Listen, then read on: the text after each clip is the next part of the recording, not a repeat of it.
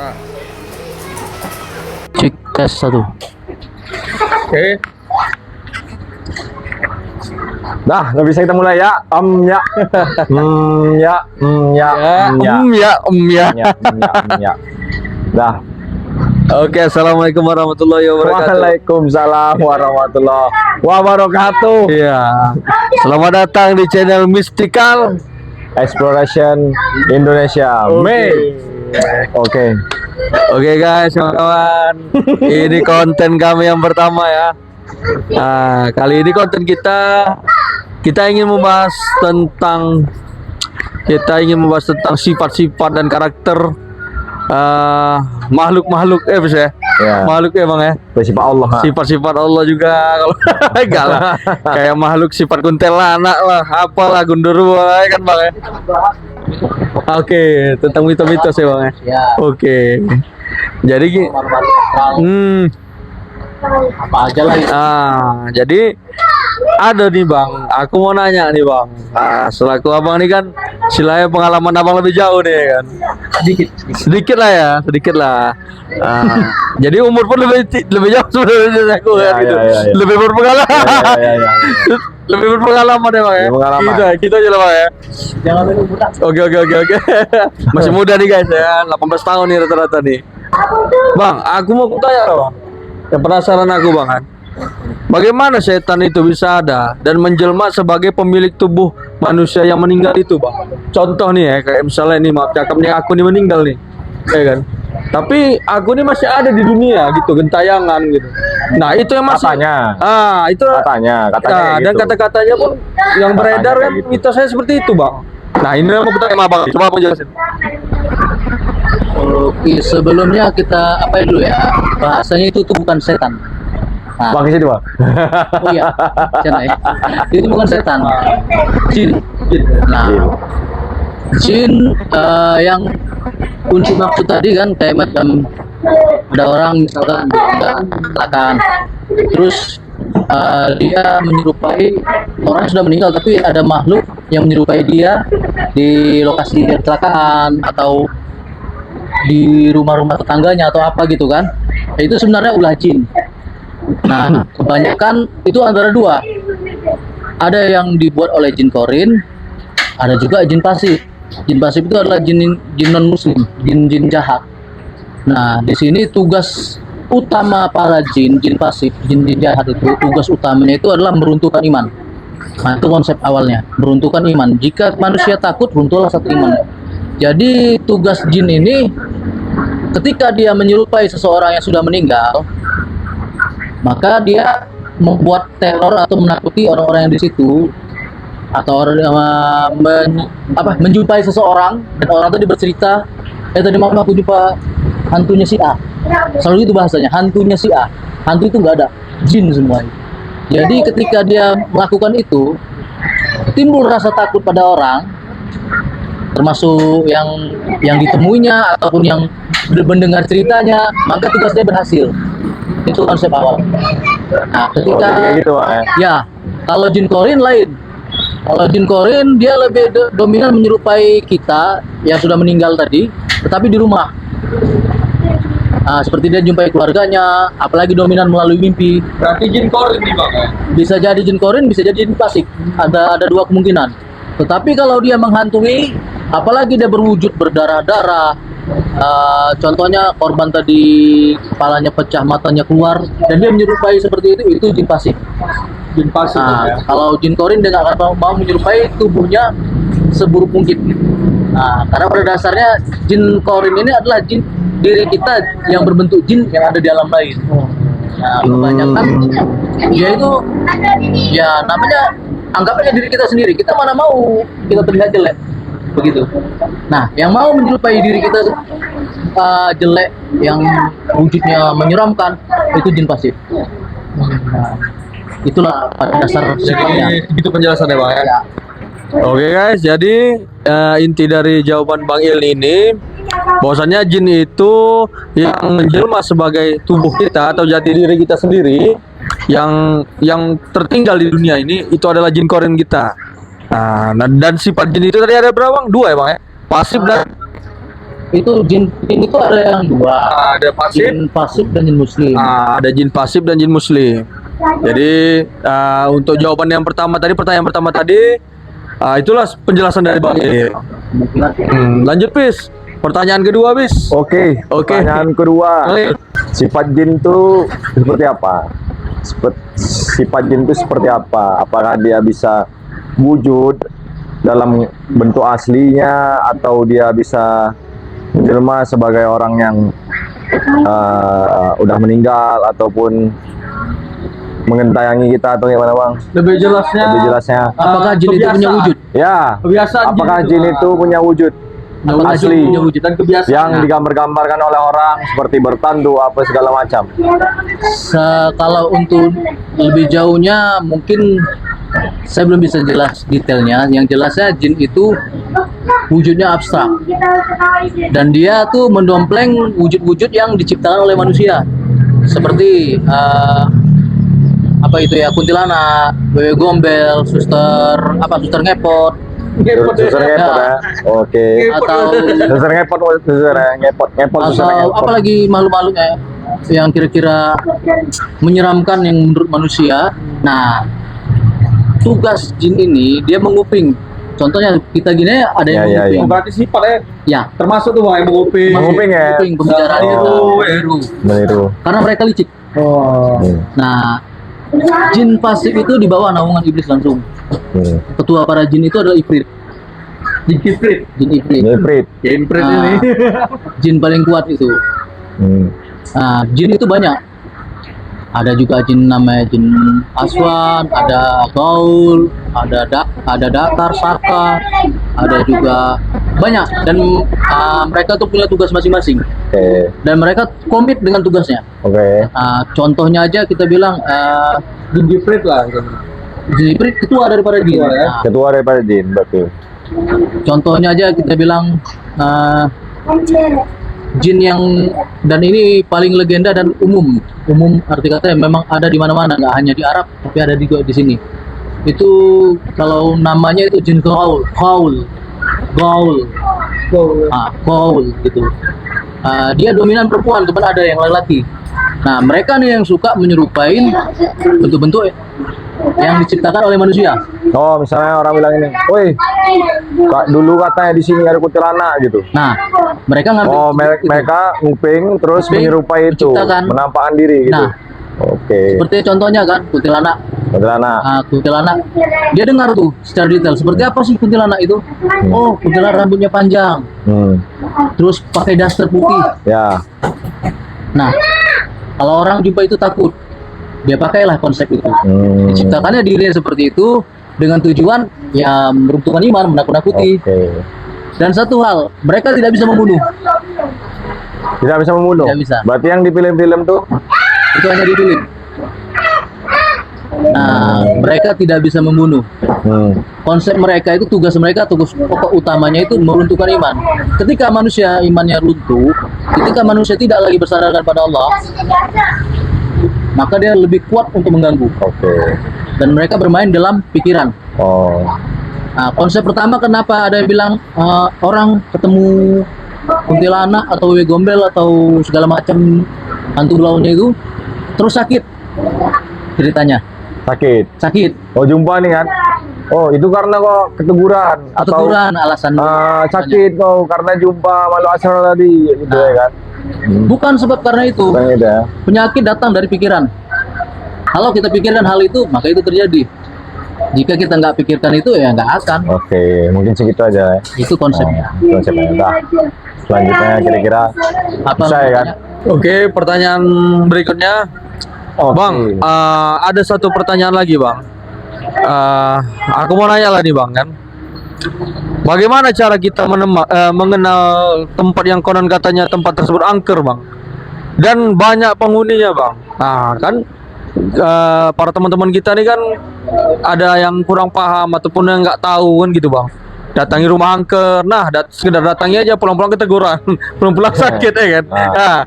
Nah ini aku mau nanya nih Bang, sebagai abang lah ya kan, yang sudah paham lah tentang hal kayak gitu. Makanya aku mau nanya Bang, bagaimana cara kita mengenal tempat yang konon katanya tempat tersebut angker dan bagaimana kita tahu di situ tuh angker dan banyak penghuninya bang gitu bang? Nah, coba bisa bang jelasin. Ciri-ciri tempat ya, berarti ya. Ciri-ciri tempat yang dihuni oleh makhluk-makhluk astral ya. Itu yang pasti dominan tempat utama itu tempat kosong, tak berpenghuni. Itu yang pertama. Yang keduanya itu tempat itu kalau menurut penghuni dia punya ciri-ciri seperti kayak macam lumut, lembab, basah, kotor. Itulah tempat mereka. Mereka suka tempat yang basah, kotor, dan jauh dari manusia. Dan nggak tutup kemungkinan ibarat rumah setelah 40 hari ditinggalkan itu bersarang para jin.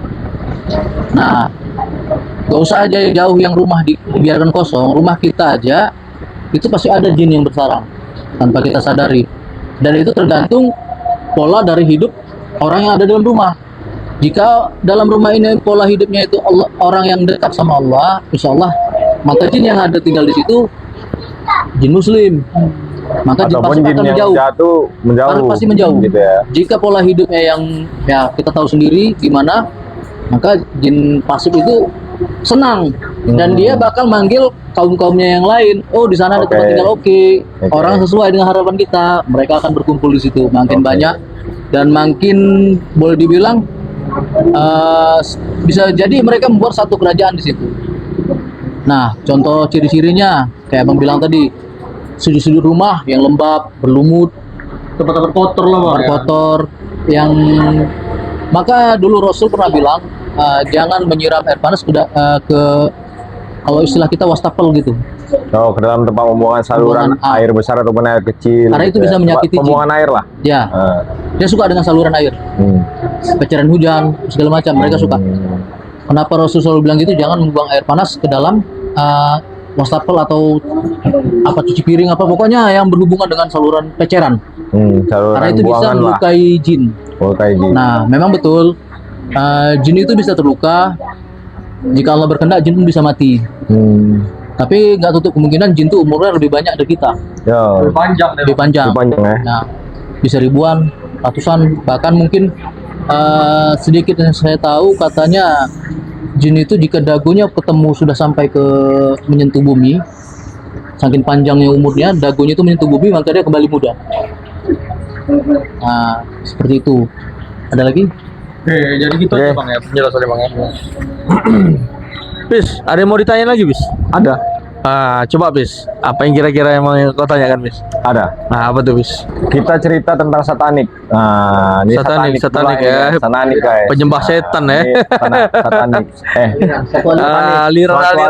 Aliran apa lah kita bilang ya? Suatu aliran yang katanya tuh sesat. Kita bilang. Sesat. Dan membahayakan sebenarnya itu. Gitu kan. Ya, contohnya ilmu hitam. Ini kita bilang ya kan ilmu hitam. Pertanyaannya bang, apakah benar orang itu bisa mempunyai ilmu hitam dan mempraktekkannya kepada orang gitu pertanyaannya. Oke bang, coba jelasin bang. Jadi kita kutip dulu kan, Allah itu menciptakan sesuatu itu berpasangan. Ya. Ada baik, ada buruk. Jadi nggak tutup kemungkinan ilmu hitam itu ada. Ya. Nah, jika kita paham dalam satu ada kitab lupa saya namanya kitab itu, di situ lebih dominan menceritakan bahwasannya mengutip ayat-ayat suci Al-Quran dan menjadikan sihir. Nah, jadi ada prakteknya tergantung oknumnya. Oknum ini ingin menggunakan ilmu-ilmu Allah ini di mana? Oke, ilmu hitam katanya kan. Contoh salah satu ilmu hitam itu seperti kita bilang santet. Sebenarnya santet itu nggak ada. Santet itu cuma ada dua. Yang pertama melalui racun, media racun. Yang kedua melalui jin. Dan boleh dibilang melalui jin itu adalah teror. Melakukan teror, menghantui, membuat kembali ke pikiran. Oh ya. Korban, ibarat victim tadi, siapa target, dihantui terus dan akhirnya timbul sakit. Nah, melalui racun berarti pakai pihak ketiga. Contohnya seperti kita bilang dukun-dukun. Kita datang ke seorang dukun ini bilang saya mau santet, orang ini bilang mau santet si A. Apa contohnya? Saya mau muntah darah. Ketika dia gitu, oke, teman biayanya mahal. Berapa biayanya saya bayar. Pakai apa? Akad. Ya, akad Ada apa, mahar, segala mahar, macam lah. mahar, maharnya Mahar. sekian gitu. Mahar. Nah, biayanya mahal, misalnya sekian ratus juta. Oke. Contohnya, saya sebagai dukunnya. 1 bulan meninggal ya. Ya, udah lama tuh. Nggak lama tuh katanya meninggal. Nah, dan saya punya tim di belakang orang-orang. Nah, saya bakal kirim satu orang seperti kayak intelijen gitu. Ini target, boom. Target si A. Ini gajimu. Kalau bisa kau racun dia. Oh, sebenarnya itu ada sekitaran kita yang meracuni gitu ya, bukan berarti pihak ketiga. pihak ketiga. Pihak Oh, berarti pihak kedua, pihak pertamanya si dukun tadi. Pun Baru dia seolah-olah, oh jin yang buat nih, ataupun saya bisa ngirim, misalnya dari sini ngirim penyakit ke sana gitu Iya. kan. Oh, rupanya ada pihak ketiga gitu Iya, ya. benar. Orang yang mendatangi si B ini untuk diracuni gitu ya. Diracuni. Oh, sampai orang itu berpikiran, wah ini berhasil nih santetnya gitu Nah, kan. Oke. di situ siap. kan ada cerita-cerita kuno nih tentang paku Ya. masuk dalam perut. Terus apa lagi ya? Dominan paku tuh. Dominan Nah, paku Kayak ya. darah dalam kain putih, Pokoknya kalau yang isi jarum. masuk ke dalam tubuh, ceritanya Oh. paku. Triknya begini. Saya nyuruh satu intelijen saya mendekati target. Akhir target dibius. Ketika dibius, orang tadi nggak sadar, lah masukin tuh paku. Apa yang mau dimasukin? Ya. Yang sepengetahuan saya dan salah satu saya kenal salah satu yang pernah mempraktekkan hal itu, saya nggak bisa sebut orangnya, sebenarnya bertobat orangnya kan, itu paku dimasukin dalam sebuah kapsul jelly. Oh. Ketika dalam perut itu larut, dan ketika dalam perut dicerna dengan asam lambung pecah, ya paku itu nyucuin perut. Sejatinya jin nggak bisa melakukan hal itu. Oh, sejatinya berarti Nggak. makhluk gaib nggak bisa Nggak. nimbulin paku dalam perut ataupun nyantet Nggak. gitu ataupun apa nggak bisa Nggak. ya. Oke. Kalau bisa lebih bagus kita masukin kulkas, kulkas ya kan. Kenapa nggak magicom dimasukin? Ya? magicom, sendok bata atau apa yang lebih keren. Ada magicom dalam perut tuh. Pernah nggak Helm. ada orang yang disantet tapi dalamnya situ Ya. samurai panjang 2 meter 2,5 meter ya. Kenapa nggak kayak gitu ya kan? Udah melebihi badan berarti bang. Nah, ya kan. ceritanya Oke. nanti foto dicucuk-cucuk lah dengan jarum. Kenapa harus Konsep selalu seperti paku ataupun rambut? Rambut bang. Rambut jarang Rambut jarang melalui ya? media lain. Pisau silet. Pisau silat jarang, karena Jarang sulit. nggak ya? Yang selalu jarum dan paku. Jarum dan paku. Ya. Oke. Bang, lanjut cerita. Kita nih mau cerita sedikit mitos. Nah, mitos bang. Boleh ya, boleh. Jadi di sini tuh ada bang. Dulu, zaman dulu kala. waktu di ada satu perkampungan yang percaya guys, bahwasanya di kampung itu orang itu dikenai teror kuntilanak. Mereka tuh beranggapan kalau kuntilanak ini setiap malam tuh selalu ada. Jadi kami ke sana, mereka manggil kami ke sana, cerita, mereka bilang kuntilanak itu sering di atas pokok sawit, guys. Inilah bodohnya manusia tadi ya kan. Menurut abang gimana tuh, Pak? Itu sebenarnya kalau kita bilang kebodohan yang permanen mungkin. Kebodohan. Berarti orang bodoh, bukan yang belum paham ya. Kebodohan, betul. Kebodohan. Betul. Kenapa? Ya. Di sini bukankah manusia itu menciptakan konsep kuntilanak itu tapi dengan benda-benda tajam, Oke, itu dia. jarum, Takut jarum. paku. Aku. Kok nggak takut mau sawit? Iya kan? Bang. Kita aja kena infeksi. Ini ya. Padahal kuntilanak itu takut sama yang benda-benda tajam gitu bang, kayak gunting, kayak pisau, kayak apa segala macam ya kan. Soalnya kan gini, ada satu mitos itu beredar dan itu selalu turun temurun sampai sekarang. Ibu hamil bawa gunting, sama dan nggak diganggu kuntilanak. Nah, Kuntilanak kata gunting. ya gunting katanya takut. Kalau bikin rambut gini, alasannya paku itu kan tajam. Ya. Kalau kita bilang, kalau saat ini, kalau boleh saya ubah itu, kalau misalnya ibu hamil bawa airsoft gun atau air gun aja, Bawa senjata. gimana? Orang-orang dulu kan terjebak nih dengan doktrin orang-orang dulu tentang bahwasannya hal ini hal itu gitu. 5 menit lagi, 5 menit. Tetapi aslinya membawa gunting, magnet, kunyit dan segala macam itu adalah mengundang Malah mengundang. Oke. kehadiran mereka. Intinya jangan bodoh lah ya, gitu aja lah ya. Harus Lain paham. nanti kalau dikasih itu dia pura-pura, mereka etik, nggak aku kasih. Ya, enggak. Kenapa? Di situ hilanglah kepercayaan kita dengan Allah. Bang El ngejek aja deh. Kali Bang El ngejek orang tuh. Kali. Ya adalah pokoknya itu aja lah kira-kira. Gimana? Waktu kita dah hampir setengah jam. Oke lah kawan-kawan ya kan.